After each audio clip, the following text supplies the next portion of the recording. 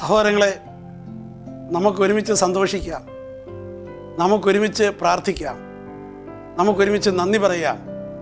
കാരണം പോട്ട ഡിവൈൻ വചന ശുശ്രൂഷയുടെ തുടർച്ചയായി UK-യിലെ കെൻറ്റിലെ റാംസ്ഗേറ്റിൽ ഇതാ ഒരു ധ്യാനമന്ദിരം ആരംഭിച്ചിരിക്കുന്നു.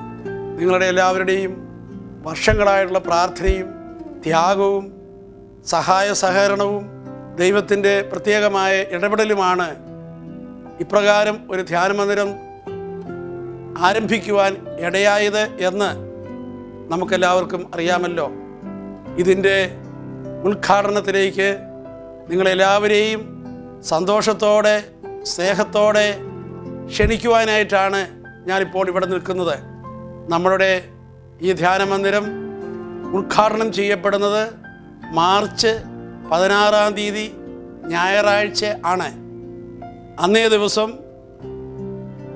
രാവിലെ 10 മണിക്ക് ഇംഗ്ലീഷിലും മലയാളത്തിലുമുള്ള ഒരു കൺവെൻഷനായിട്ടാണ് നമ്മൾ ആ വിശുദ്ധ കർമ്മം നിർവഹിക്കാനായിട്ട് പ്ലാനിട്ടിരിക്കുന്നത്. അന്നേ ദിവസം വിശുദ്ധ കുർബാന ഉച്ചയ്ക്ക് 3 മണിക്കായിരിക്കും എന്ന കാര്യം പ്രത്യേകം ഓർമ്മിപ്പിക്കുന്നു.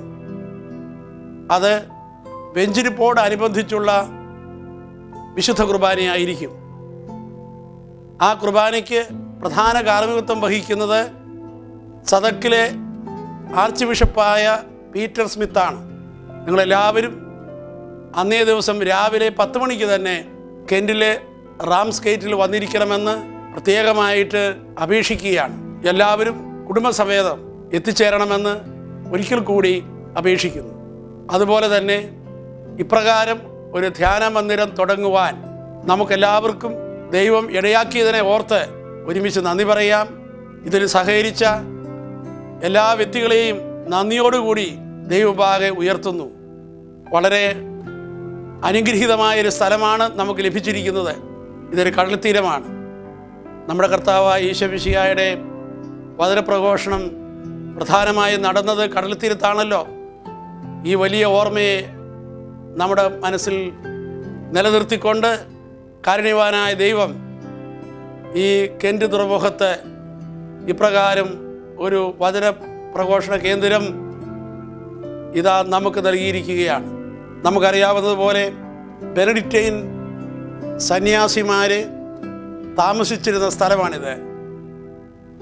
അവരുടെ വർഷങ്ങളായുള്ള പ്രാർത്ഥനകൾ, അവരുടെ ത്യാഗജീവിതം, അതെല്ലാം യൂറോപ്പിൻ്റെ ആത്മീയതയെ വളരെയധികം സഹായിച്ചിട്ടുണ്ട്. എന്നാൽ അതോടനുബന്ധിച്ച് ആ ആത്മീയ ചൈതന്യം നിലനിർത്തുകയും അതുപോലെ തന്നെ ദൈവവചനം യൂറോപ്പിലെമ്പാടും നൽകുകയും ചെയ്യുക എന്ന ആ വലിയ ദൗത്യം പേറിക്കൊണ്ടാണ് ഈ ധ്യാനമന്ദിരം അവിടെ രൂപം കൊള്ളുന്നത്.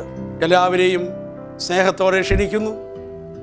മാർച്ച് 16-ാം തീയതി ഞായറാഴ്ച 10 മണിക്ക് ഓർത്തിരിക്കുക.